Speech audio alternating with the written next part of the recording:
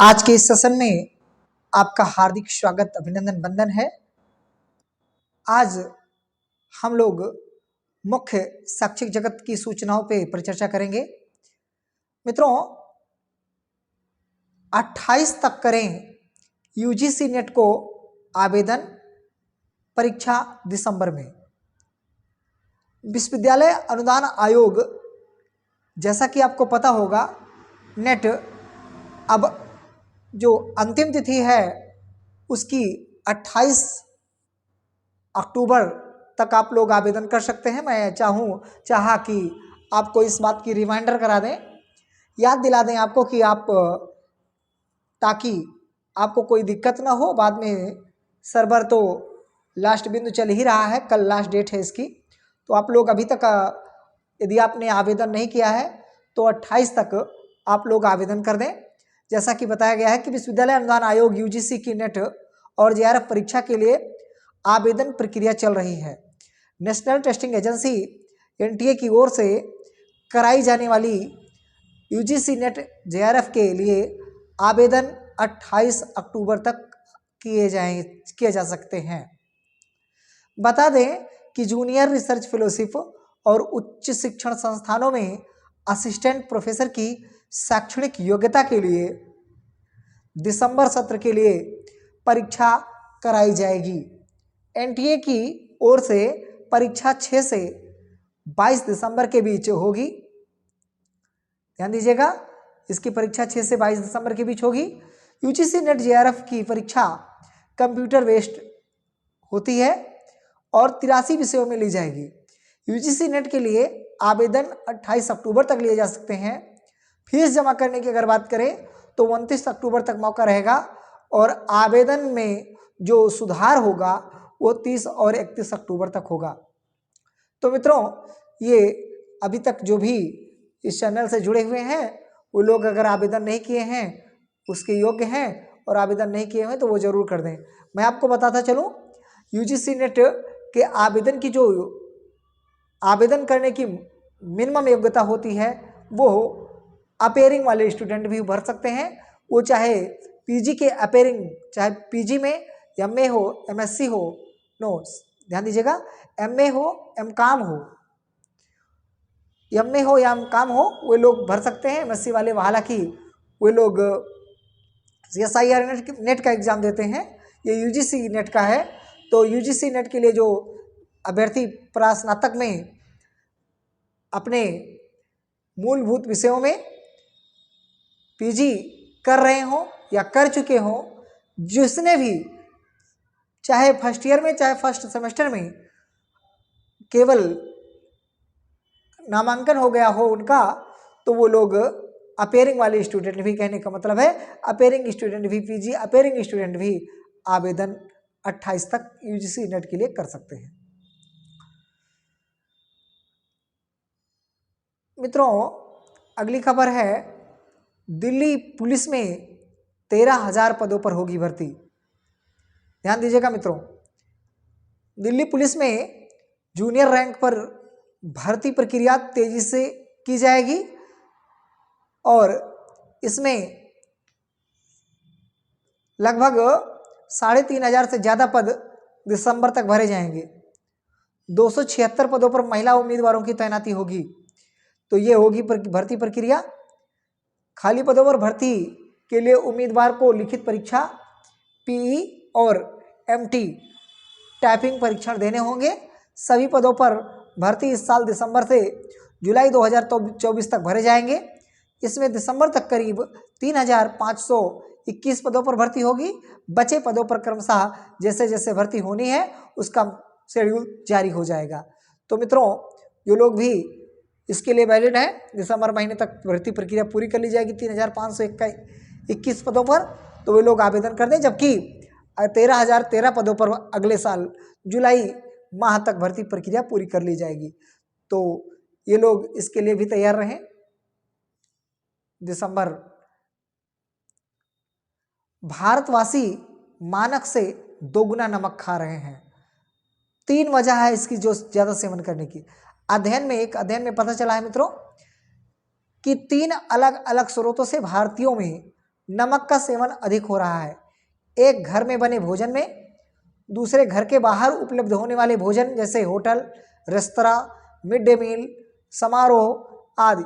और तीसरा वजह है संस्कृत खाद्यान्नों के जरिए। तो ये अध्ययन के मुताबिक पता चला है कि अधिक कर का सुझाव है।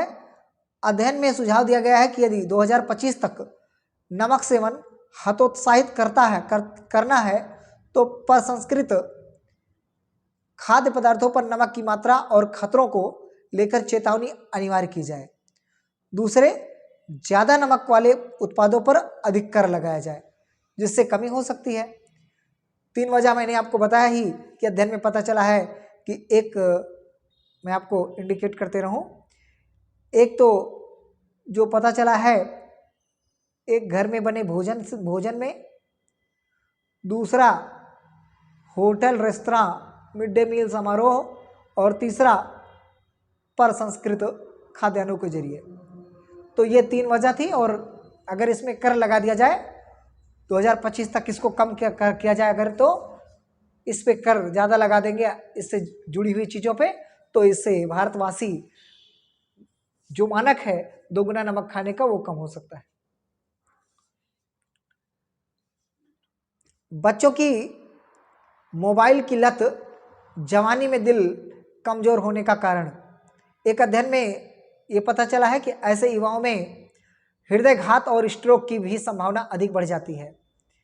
तो बच्चों को मोबाइल से ज़्यादा न देने के कारण उनको दूसरे चीज़ों में लगाया जा सकता है।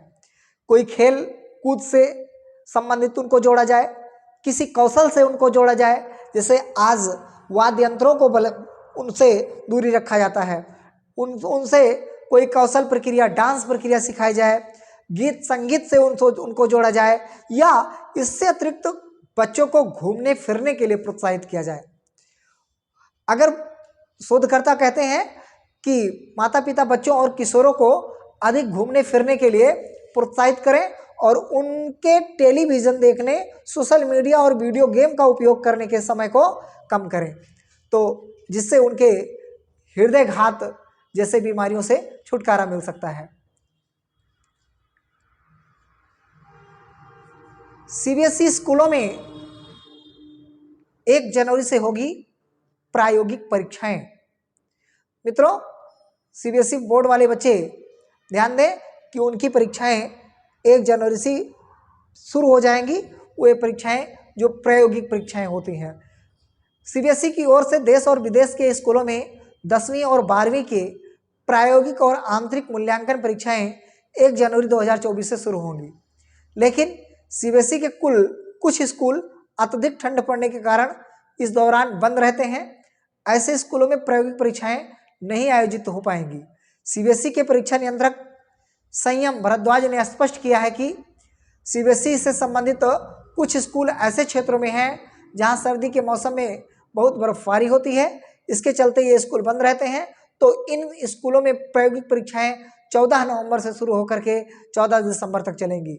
तो मित्रों, अगले महीने से ही जो सीबीएसई बोर्ड से संबंधित प्रायोगिक परीक्षाएं हैं वो 14 नवंबर से शुरू हो जाएंगी, और ऐसे स्थानों पे शुरू हो जाएंगी जहां पे ज़्यादा जनवरी के महीने में ठंड रहती है। स्कूलों के प्रायोगिक परीक्षाओं के अंतिम दिन तक विद्यार्थियों के अंकों को अपलोड करने का कार्य पूरा कर लेना होगा। अगर किसी स्कूल में विद्यार्थियों की संख्या 30 से अधिक है तो ऐसे स्कूलों में परीक्षाओं में एक विषय की परीक्षा को एक दिन में ही 2 से 3 सत्रों में आयोजित करना होगा। तो ये थी सीबीएसई से जुड़ी खबरें। स्वित्त पोषित शिक्षकों को विनियमित करने की तैयारी। उच्च शिक्षा निदेशालय ने क्षेत्रीय उच्च शिक्षा अधिकारियों से मांगा है विवरण। मित्रों, प्रदेश के अशासकीय सहायता प्राप्त अनुदानित महाविद्यालयों में स्वित्त पोषित योजना के तहत संचालित पाठ्यक्रमों के शिक्षकों को विनियमित किए जाने की तैयारी चल रही है। उच्च शिक्षा निदेशालय ने सभी क्षेत्रीय उच्च शिक्षा अधिकारियों से ऐसे शिक्षकों का विवरण मांगा है। प्रदेश में 331 शासकीय अशासकीय प्राप्त सहायता प्राप्त अनुदानित महाविद्यालय हैं। तो मित्रों देखिए क्या होता है, कहीं ऐसा तो नहीं है कि चुनाव आयोग चुनाव आने से पहले सरकार कुछ ऐसे शिक्षकों को लॉलीपॉप देने के शुरुआत में हो, फिराक में हो, ऐसा कर करके एक अपना प्रोपोगेंडा और एजेंडा चलाना चाह रही हो भी सकता है कि सरकार इन स्ववित्त शिक्षकों को जो महाविद्यालय स्तर पे होते हैं, हालांकि महाविद्यालय में 331 अशासकीय सहायता प्राप्त महाविद्यालय हैं जो प्रदेश भर में हैं, लेकिन देखिए इनको विनियमित किया जाता है या नहीं किया जाता है ये तो वक्त के गर्भ में है, परंतु ऐसी सुगबुगाहट है कि क्योंकि इनका जो उच्च शिक्षा अधिकारियों का है, इनका विवरण मांगा गया है, तो हो भी सकता है कि विनियमित कर दिया जाए। अयोध्या में इस बार 25,000 विद्यार्थी जलाएंगे 24 लाख दिए। मित्रों दिन प्रतिदिन अयोध्या में लगातार दीपोत्सव को लेकर के नए नए विश्व रिकॉर्ड बने हैं। इस बार अपने ही विश्व रिकॉर्ड को तोड़ने की फिराक में है योगी सरकार। हमेशा भव्य अयोध्या में दीपोत्सव मनाया जाता है। अयोध्या में होने जा रहे भव्य दीपोत्सव में 11 नवंबर को 24 लाख दिए जलाए जाएंगे। लगभग 25,000 छात्र छात्राएं व शिक्षक 24 लाख दीप सजाएंगे और उन्हें जलाएंगे।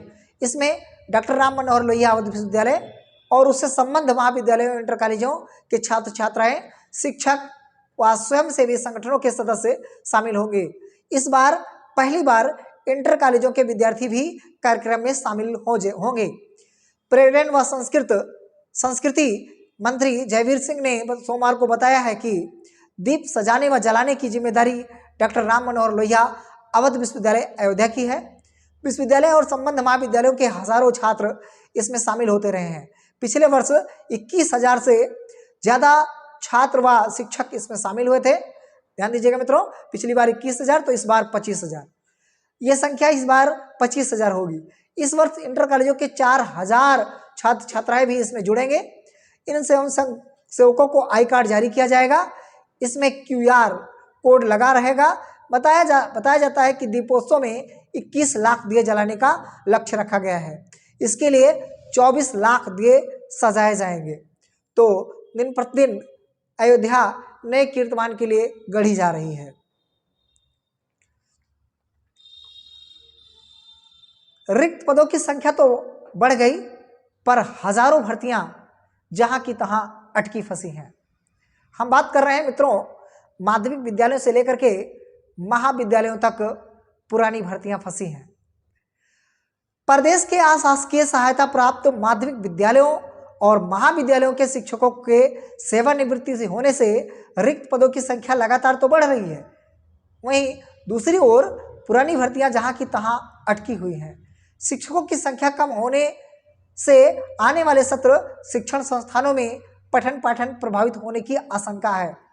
तो मित्रों मैं आपको यदि इस खबर को शॉर्ट में बताने का प्रयास करें तो 2022 में 4,163 पदों पर भर्ती के लिए विज्ञापन जुलाई माह में ही घोषित किया गया था, जो कि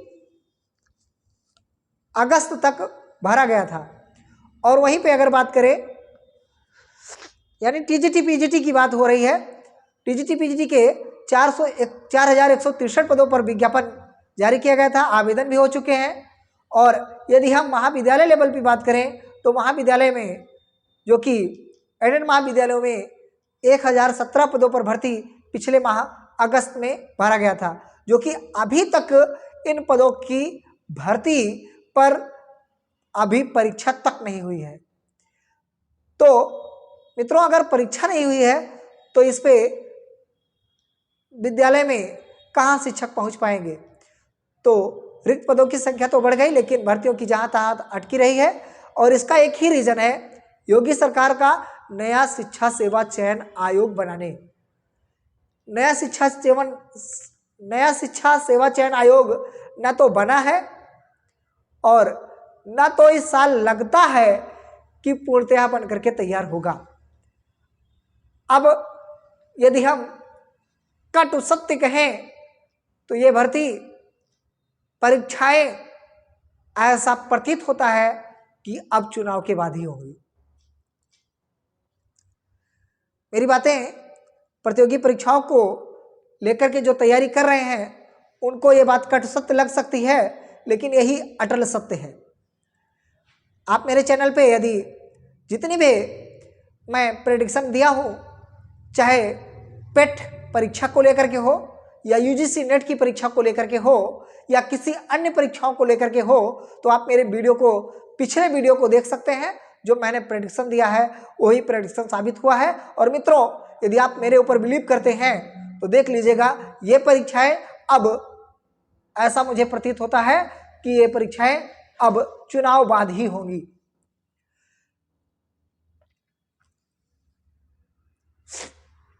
निपुण लक्ष्य के लिए 4.5 लाख शिक्षक होंगे प्रशिक्षित। 25 अक्टूबर से 10 दिसंबर तक चलेगा अभियान। तो ये निपुण शिक्षकों के लिए है मित्रों। नियमित कोर्स की सीटें खाली, दूरस्थ शिक्षा में बढ़ा दाखिला। आखिर क्यों ना हो? जितने भी ये एनईपी जो भारी भरकम आई है 2020 की एनईपी यानी नई शिक्षा नीति, इससे बच्चे कतरा रहे हैं। इसका कारण है, बच्चे क्यों ना कतराएं? क्योंकि परीक्षाएं उनको 6 महीने में एक देनी है। और पहले होता था क्या कि 1 साल में एक परीक्षाएं देते थे, उसी में प्रैक्टिकल उनका बढ़िया होता था, उसी में उनका एडमिशन बढ़िया होता था, उसी में उनका परीक्षाएं बढ़िया होती थी, उसी में उनकी जो शिक्षण कोर्स होता था वो बढ़िया चलता था। तो अब तो 6 महीने में जब बच्चा परीक्षा देगा तो फिर ना तो उनकी परीक्षाएं बढ़िया हो पाएंगी, ना तो उनके कोर्स बढ़िया पूरे हो पाएंगे, और ना ही उनका कुछ और भी अन्यत्र कार्य हो पाएगा। तो बच्चे लगातार 6 महीने के कोर्स को 1 साल में पूरा करेंगे और 4 सेमेस्टर को 3 साल में पूरा करेंगे, 4 साल में पूरा करेंगे। 2 साल का कोर्स है तो 5 साल में पूरा करेंगे, 3 साल में पूरा करेंगे। तो इससे यह है कि नियमित कोर्स की सीटें खाली रह गई हैं और दूरस्थ शिक्षा में एक बच्चा 1 साल में एक बार परीक्षा देगा, दूसरी बार परीक्षा, दूसरे साल में परीक्षा देगा।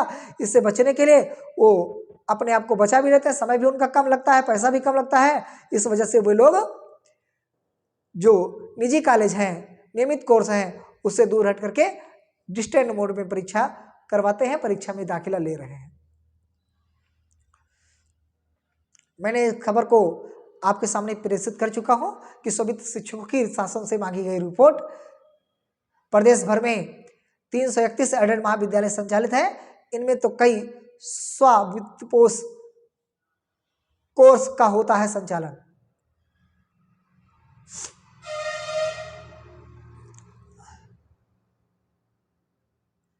बेसिक शिक्षकों ने की टेबलेट संचालन के प्रशिक्षण की मांग। उपस्थित फेस आधारित करने से हो रही है परेशानी, विद्यालयों में वाईफाई नेटवर्क कनेक्शन भी उपलब्ध नहीं है। तो इन सब की मांग हो रही है, ताकि टेबलेट तो योगी सरकार दे देगी, लेकिन अगर अच्छे से शिक्षकों को प्रशिक्षण नहीं दिया तो बहुत से व्यवधान आ जाएंगे। इसलिए बेसिक शिक्षकों ने टेबलेट संचालन के लिए प्रशिक्षण की मांग की। टीजीटी फर्जी चयनित कुछ अभ्यर्थी विद्यालय से फरार। देखिए मित्रों, फर्जी समायोजन, सूची पर मुकदमा होने से बदली स्थिति। वो लोग जो हैं, जो फर्जी समायोजित हो चुके थे 2013 में, फर्जी समायोजन में क्या था कार्यभार ग्रहण, वही लोग अब फरार हो रहे हैं। यानी देखिए कितनी धांधली हुई थी 2013 की शिक्षक भर्ती में। तो ये आज नहीं तो कल पकड़े ही जाएंगे। बिना प्रशिक्षण शिक्षक कैसे लगाएंगे फेस अटेंडेंस? शिक्षकों ने टेबलेट चलाने का तकनीकी प्रशिक्षण देने की मांग उठाई। तो ये मित्रों, मैंने आपसे बातचीत कर लिया था। खुशखबरी, केंद्रीय कर्मचारियों की तरह 4% महंगाई भत्ता मिलेगा। राज्यकर्मियों को दिवाली से पहले बोनस मिलेगा और ये बोनस 7,000 रुपये तक की अधिकतम सीमा तक मिलेगा। मित्रों मैं आपको बताता चलूं 14,82,000 अराजपत्रित कर्मचारी यूपी में हैं। पिछले साल अक्टूबर में की गई थी घोषणा, इस बार दिवाली से पहले मिलेगा राज्यकर्मियों को बोनस। ये खुशखबरी की बात है। 7,000 रुपये बोनस की अधिकतम सीमा हो सकती है, यानी कहने का मतलब है 5,000 से लेकर के 7,000 तक अधिकतम दिवाली का बोनस राज्य कर्मचारियों को जरूर मिलेगा। मित्रों मैं आपको बताता चलूं, किसी कवि ने लिखा है, भोजन के महत्व को बताया है। गर्मी सूरज की हो या धन की बड़ी अजीब होती है, गर्मी तन की हो या पेट की बदनसीब होती है। इसी पेट की खातिर आदमी दिन रात बहाता है पसीना, 2 वक्त की रोटी के लिए चीर कर धरती का सीना। उगाता है अनाज, करता है कड़ी मेहनत, कि सबको भरपेट भोजन मिले। कोई भूखा न रहे, कोई भूखा न मरे, किंतु पेट की गर्मी शांत न होने के बाद कुछ लोग भोजन छोड़ देते हैं थाली में। भोजन के महत्व को हम समझ नहीं पाते, भोजन के अभाव में लोग भूखे मर जाते हैं। छोटी छोटी बातों का हमें रखना है ध्यान, कभी भूल से मत करें अन्न का अपमान। भोजन करने से पहले हम सोचें समझें जानें, अन्न एक एक दाने की कीमत को पहचानें। भोजन उतना ही लें थाली में कि व्यर्थ न जाए नाली में। हम खुद सुधरें व लोगों को बताएं, अनाज को बर्बाद होने से बचाएं। तो ये थी, एक चित्रकार भी हैं और शिक्षक भी हैं गया प्रसाद आनंद जी, जिन्होंने इस कविता को लिखा है।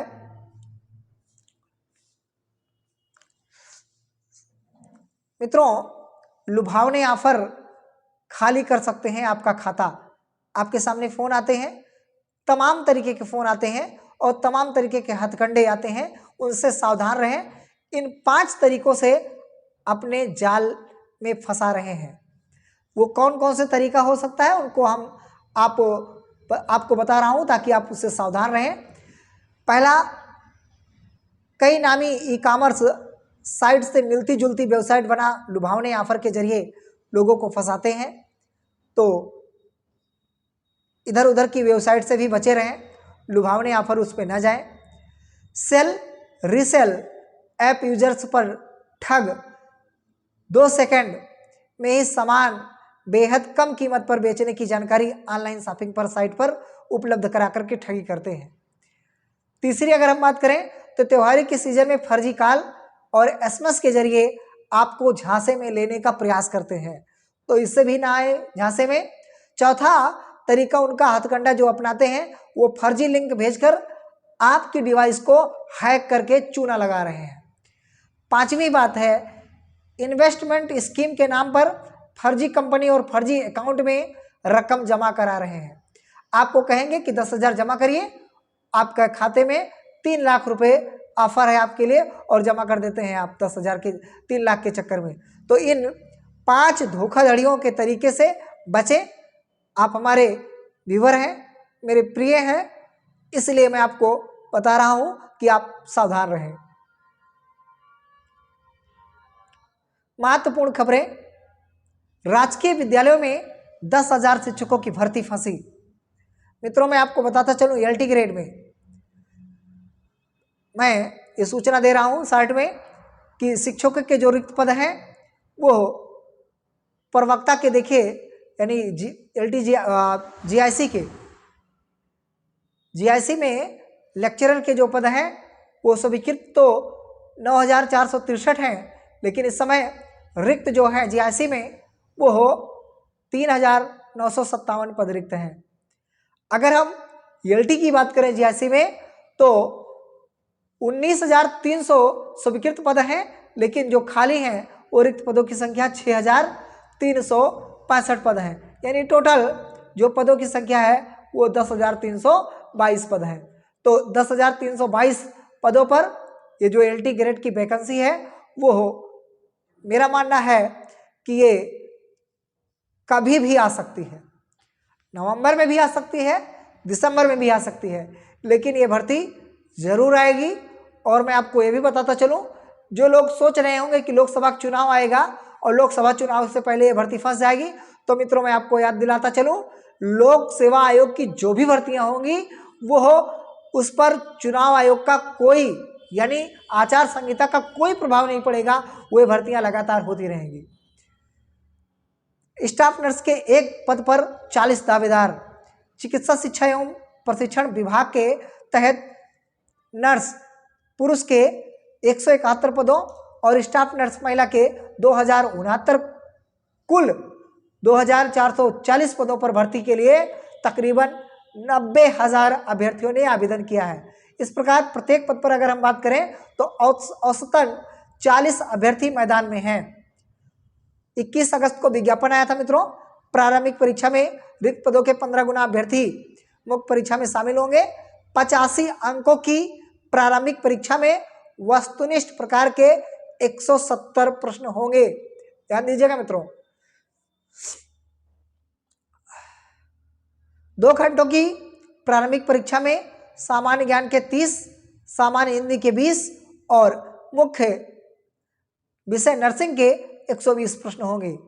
3 घंटे की मुख्य परीक्षा में 85 अंकों के प्रश्न पूछे जाएंगे। अंतिम चयन मेरिट के अनुसार होगा। तो ये थे स्टाफ नर्स की परीक्षाओं के लिए। कल मित्रों पीटी का एग्जाम है। यूपी रोडवेज करेगा पीटी के लिए अतिरिक्त बसों का संचालन। गाजीपुर से परीक्षा देने के लिए प्रयागराज आएंगे सर्वाधिक 58,000 अभ्यर्थी। तो मित्रों कल चाक चौबंद व्यवस्था आपके लिए रहेगी। यूपी में रोडवेज के अतिरिक्त संचालनों की व्यवस्था करा दी गई है और आपके सरकार इस पे कितना खरा उतरती है ये तो आने वाले 2 दिनों में पता चलेगा कि भर्ती में कहीं जो बार बार भर्ती परीक्षाएं होती हैं उसमें आपका जो पेपर लीक का प्रकरण माना जाता है तो ये ना हो तो ज़्यादा बेटर है। अभ्यर्थी बहुत परेशान होते हैं। स्कूल महानिदेशक ने कहा, स्कूल शिक्षा महानिदेशक जाना माना पहचाना विजय किरण आनंद जी ने कहा है कि पहली बार खाते में भुगतान होगा। वो किस शिक्षकों के खाते में भुगतान होगा? तो जो प्रशिक्षण कर रहे हैं, जो बीआरसी पे और हर जगह पे दलाली कर जाते हैं, वहाँ के मैनेजमेंट करने वाले लोग, शिक्षकों के खाते में इस बार प्रशिक्षण संबंधी भुगतान जाएगा।